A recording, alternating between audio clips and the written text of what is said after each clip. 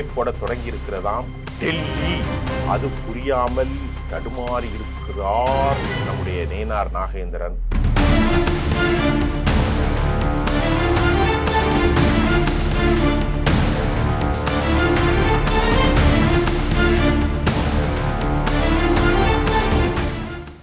நேயர்களே, தமிழக அரசியல்ல இதுகாரம் எதிர்பார்க்காத பெரும் குழப்பம் எல்லா இடத்திலும் இருக்கிறது. அதிமுகவில் இருக்கிறது.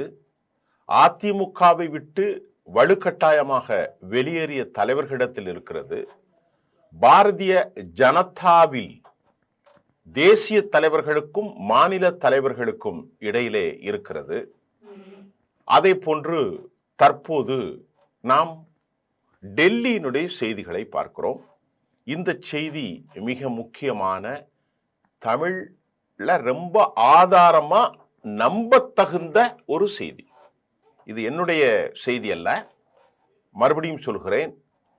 ஒரு செய்தியை நான் கொடுக்கிற போது இது எனது பார்வை என்று சொல்லுவேன். இந்த செய்தியை சொல்லி நான் உங்களுக்கு அலசலில் எனது பார்வையை உங்களுக்கு தருகிறேன். மத்திய உள்துறை அமைச்சர் அமித்ஷாவை முன்னாள் அமைச்சர் செங்கோட்டையன் சந்தித்து விட்டு வந்ததிலிருந்து தேசிய ஜனநாயக கூட்டணியில் உள்ள கூட்டணி கட்சிகளை நயினார் நாகேந்திரன் சரியாக அரவணைக்கல என்று அமமுகவினுடைய பொதுச் செயலாளர் திரு டிடிவி தினகரன் ஒரு குற்றச்சாட்டை முன்வைத்திருக்கிற நிலையில இப்ப இந்த நெருக்கடியான நிலையில் தமிழக பாஜகவின் தலைவர் நயினார் நாகேந்திரன் சிக்கியிருக்கிறார். இந்த சூழலில் தான் துணை ஜனாதிபதியாக தேர்வாகி இருக்கக்கூடிய சிபி ராதாகிருஷ்ணனுடைய பதவி ஏற்பு விழாவுக்காக அவர் டெல்லிக்கு நயினார் நாகேந்திரன் அழைக்கப்பட்டிருக்கிறார்.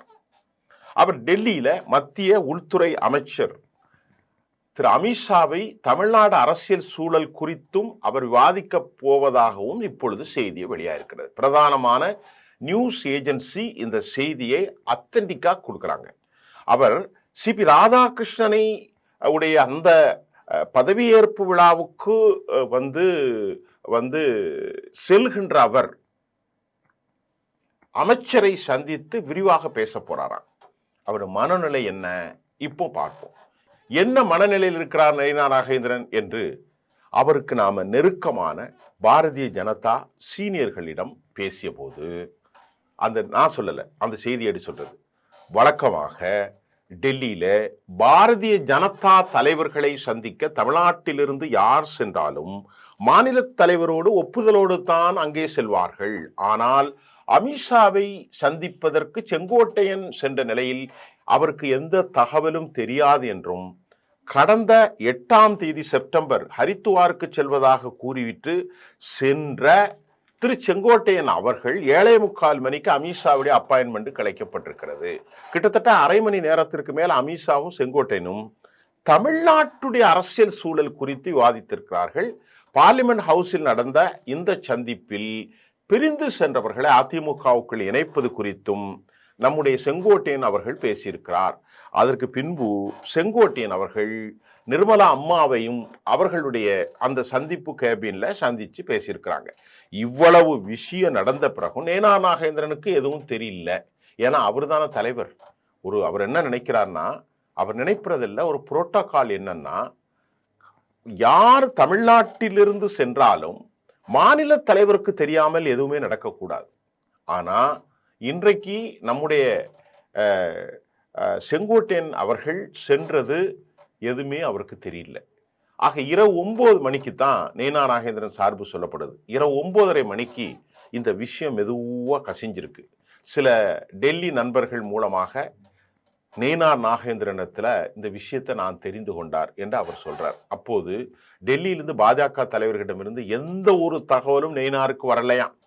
அதிமுக தலைவர்களிடமிருந்து தொடர்ச்சியாக திரு நயினாருக்கு போன் கால்கள் வந்தன. என்ன போன் காலு, என்ன விவகாரம், கட்சி பொறுப்புகளிலிருந்து செங்கோட்டையனை நாங்கள் நீக்கி இருக்கிறோம், அப்படி இருக்கிற போது அவருக்கு எப்படி அமித்ஷா அப்பாயின்மெண்ட் கொடுத்தார், அதிமுகவோட கூட்டணி வேண்டாம் என டெல்லி நினைக்கிறதா என அதிமுகவினுடைய அமைப்பு செயலாளர்கள் சிலர் கோபமாக பேசினா நயினார் நாகேந்திரன் விற்கவும் முடியாமல் விழுங்கவும் முடியாமல் சிக்கிக் கொண்டார். அப்ப அவரை சந்திப்பதாக என்னிடம் சொன்னீர்களா? இப்ப நயினார் நாகேந்திரன் என்ன சொல்றாரு, தேசிய ஜனநாயக கூட்டணியை நேனா நாகேந்திரன் சரியாக கையாளவில்லை, அரவணைக்கவில்லை என்று சொல்லி அவருக்கு எதிராக கடுமையான குற்றச்சாட்டை அமமுகவினுடைய பொதுச் செயலாளர் திரு டிடிவி அவர்கள் வைக்கிறார். பன்னீர்செல்வம் வெளியானதற்கும் காரணம் நெய்னார்தான் என்று நேரடியாகவே தினகரன் குற்றச்சாட்டு மட்டுமல்ல, ஓபிஎஸும் சொல்லியிருக்கிறார். நான் அனுப்பின மெசேஜ் கூட பதில் சொல்லல, என்னை இல்ட்ரீட் பண்ணிட்டாங்க. இந்த சூழ்நிலையில் தினகரன் அவர்களும் திரு ஓபிஎஸ் ஐயா அவர்களும் ரொம்ப முக்கியமான ஆட்கள். இப்போ செங்கோட்டையனை அவர்கள் குற்றம் சாட்டியிருப்பது செங்கோட்டையன் உருவத்தில் மற்றொரு நெருக்கடி நெய்னாருக்கு உருவாயிற்று. இப்ப என்ன 3 தலைவர்கள் நான் இப்ப சொல்றேன். தினகரன் அவர்கள் கடுமையான குற்றச்சாட்டை வைத்திருக்கிறார், ஐயா டிடிவி அவர்கள். அதை போன்று நம்முடைய ஓபிஎஸ் அவர்களும் என்னை அவமானப்படுத்திட்டாங்கன்னு சொன்னாங்க. ஓபிஎஸ் எப்பவுமே கொஞ்சம் ரொம்ப பொலைட்டான ஒரு மனிதர். அதிகமா அவர் பேச்சில் 1008 விஷயங்கள் இருந்தாலும் அவர் ரொம்ப ஒரு கண்ணியமான மனிதர். பிஜேபியோடு பலர் சொல்வார்கள் பிஜேபியோடு அடிமை, அது அவங்கவுங்க இஷ்டம். யாரும் யாரோடும் சேரலாம், அது அவங்க விஷயம். எந்த கட்சியும் வெற்றி பெறலாம், அதுவும் அவர்களுடைய இஷ்டம். அது குறித்து நமக்கு கருத்து இல்லை. ஆனா ஓபிஎஸ் சொன்னது உண்மையான கருத்து என்பது எல்லோருக்கும் தெரியும். ஓபிஎஸ் இல்ட்ரீட் பண்ணாங்க, ஓபிஎஸ் அவமதிச்சாங்க. எடப்பாடி கோவப்பட்டு விடுவாரோ என்பதற்காக ஓபிஎஸ் அவமதிக்கப்பட்டதை ஏற்றுக்கொள்ளவில்லை, டிடிவி கூட ஏற்றுக்கொள்ளவில்லை. கடுமையான சினத்தில் இருந்த நிலையில்தான் அப்ப ஓபிஎஸும் நெய்னா நாகேந்திரன் மீது குறை சொல்கிறார், டிடிவியும் குறை சொல்கிறார். செங்கோட்டையன் இங்கிருந்து சென்றது மாநில தலைவருக்கு தெரியாமலேயே சென்றிருக்கிறது. இப்ப அடுத்ததுல பார்ப்போம். டெல்லியிலிருந்து கோவைக்கு வந்த செங்கோட்டையன் என்ன செஞ்சாரு? அமித்ஷாவை பார்த்ததையும் அவரோடு அதிமுகவுடைய உள் விவகாரங்கள் குறித்து எல்லாவற்றையும் போட்டு உடைத்து விட்டார். இதை அதிமுக பாஜக சீனியர்கள் பலருக்கும் தெரியாது. இது உச்சபட்ச டென்ஷனை எல்லா முகாமிலையும் ஏற்படுத்திட்டு, யாருக்கு ஏற்படுத்திட்டு? நெய்னா நாகேந்திரனுக்கு தெரியாம போனதுனால அவருக்கு ஏற்படுத்திட்டு, அதே போன்று கடுமையான கோபத்துல எடப்பாடி அண்ட் கம்பெனி அப்படி கொதிக்கிறாங்க, நாங்க கூட்டணியில் இருக்க மாட்டோம் அப்படி இப்படின்னு. மைனாரிட்டி வாக்குகள் போகுது. ஏன் மைனாரிட்டி வாக்கு போகுதுன்னு இப்பதான் உனக்கு தெரியுமா? கூட்டணி அமைச்சாச்சு, நல்லா பேசியாச்சு, மகத்தான வெற்றி தரும்னு சொல்றாங்க. இப்ப நீங்க எப்படி மைனாரிட்டி அந்த ரெட்டின்னு ஆரம்பத்திலிருந்து தெரியாம போனது என்ற கேள்வியும் தமிழ்நாட்டிலிருந்து அரசியல் விமர்சகர் வைக்கிறாங்க.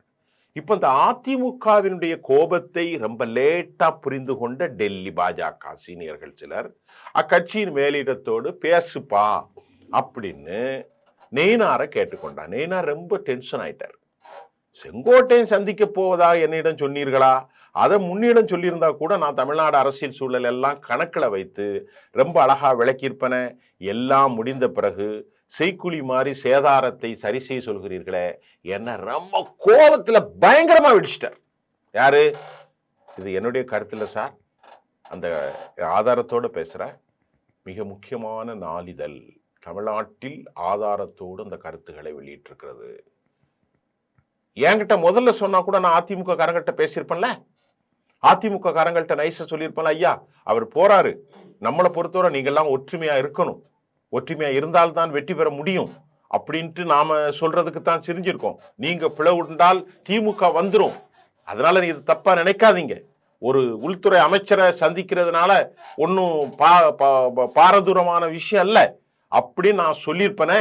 அதை கூட என்கிட்ட சொல்லாம எல்லாம் முடிஞ்சு அவங்க போன் பண்ணி கேட்ட பிறகு எனக்கு எந்த அசைன்மெண்ட்டும் இல்லாமல் என்னுடைய நாலேஜுக்கு எதுவுமே வராமல் இருக்கிற போது மறுபடி அதிமுக காரங்க வெடிச்சு பேசும்போது நீ சமாதானம் செய்யினா, எல்லாத்துக்கும் நான் தான் ஏவலா?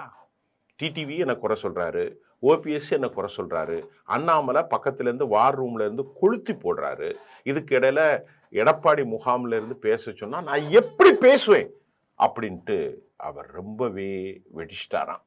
டெல்லியிலிருந்து மீண்டும் அழுத்தம் கொடுக்கப்பட்ட பின்பு அதிமுக தலைமை வகித்தாரிடம் செங்கோட்டையன் விவகாரம் தொடர்ந்து விளக்கம் கொடுத்தார் நைனா நாகேந்திரன். ஆனால் எந்த விளக்கத்தையும் எடப்பாடி அண்ட் கம்பெனி நம்பவில்லை, அதிமுக மேலிடம் நம்பவில்லை. இதையெல்லாம் நெய்னாரை ஏகத்திற்கு டென்ஷன் ஆக்கி அவர் என்ன சொல்றாரு, செப்டம்பர் 12ஆம் தேதி துணை ஜனாதிபதியாக ஆகக்கூடிய திரு சிபி ஐயா ராதாகிருஷ்ணன் பதவி விழா நடைபெற போகுது. அதுக்கு கலந்து கொள்வதற்காக நயினார் நாகேந்திரன் போக போறார். அமித்ஷாவிடம் மனவிட்டு சில விஷயங்களை பேசிவிட தீர்மானித்திருக்கிறார். தனக்கு ஒரு பெரிய அரசியல் அங்கீகாரம் என்ன பேச போறாருன்னு பார்ப்போம். அந்த பத்திரிகை இவ்வாறு தன் செய்தியை சொல்லுது. அந்த நீங்க என் மேல கேள்வி கேட்கக்கூடாது, அந்த பத்திரிகையில தான் கேட்கணும். தனக்கு ஒரு பெரிய அரசியல் அங்கீகாரம் கிடைக்கும். அதாவது நயினார் நாகேந்திரன் சொல்லியிருக்காரு, சொல்ல போறாராம். ஒருவேளை அந்த பத்திரிகைக்காரங்கிட்ட சொல்லியிருப்பாரோ, நீங்க இதெல்லாம் போடுங்க, நான் பேச போறேன்னு தெரியல. தனக்கு நயினார் நாகேந்திரன் இவ்வாறு நினைக்கிறாராம். தனக்கு ஒரு பெரிய அரசியல் அங்கீகாரம் கிடைக்கும் என்ற நம்பிக்கையில் தான் 2017 பாஜகவில் இணைந்தார் நயினார் நாகேந்திரன். நீண்ட காத்திருப்பிற்கு பின்னர் தான் அவருக்கு மாநில தலைவர் பதவி அளிக்கப்பட்டது. ஆனால் அந்த பொறுப்பை அவர் ஏற்றலிருந்தே அவருக்கு இடசங்கம் தான் வந்துவிட்டது. கட்சிக்குள்ளே அவருக்கு எதிராக சிலர் சதி வலை பின்னியதாகவும் சொல்லுகிறார்கள். கமலாலய சீனியர்கள், வெளியே உள்ள குடைச்சல் வேறு. இப்ப டிடிவி தினகரன் அவர்கள் ஓபிஎஸ் அவர்களை மரியாதை குறைவாக எப்படி நடத்தலாம் என்றுதான் கேட்கிறார், வேற ஒன்றும் கேட்கல. ஓபிஎஸ் அவர்கள் உண்மையைத்தான் சொன்னார். நான் போன் போட்டு நீங்க எடுக்கலன்னு ஓபிஎஸ் பொய் சொல்ல மாட்டார். அவரை நம்ம நம்பலாம். அந்த விஷயத்துல கொஞ்சம் சாஃப்ட், வெரி பொலைட்டான ஒரு ஆள் அவர். அப்ப அதை கேட்பதற்கு டிடிவி அவர்களுக்கும் ஓபிஎஸ்க்கும் மரியாதைக்கு அது பிரச்சனை இல்லை.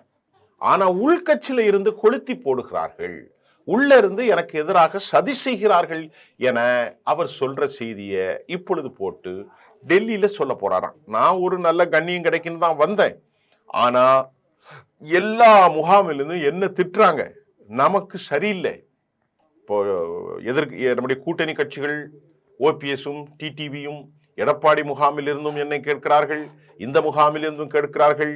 நீங்கள் டெல்லியிலிருந்து பேச சொல்கிறீர்கள், இங்கிருந்து அண்ணாமலை அன்கோ, இங்கிருந்து வார் ரூம்ல இருந்து என்னை வெளுத்து கட்டுகிறார்கள், என்னை அசிங்கப்படுத்துகிறார்கள், எனக்கு எதிராக தூண்டி விடுகிறார்கள் என்ப தகவலை கமலயத்தில் இருப்பவர்களையே மனம் நொந்து போனார்களாம்.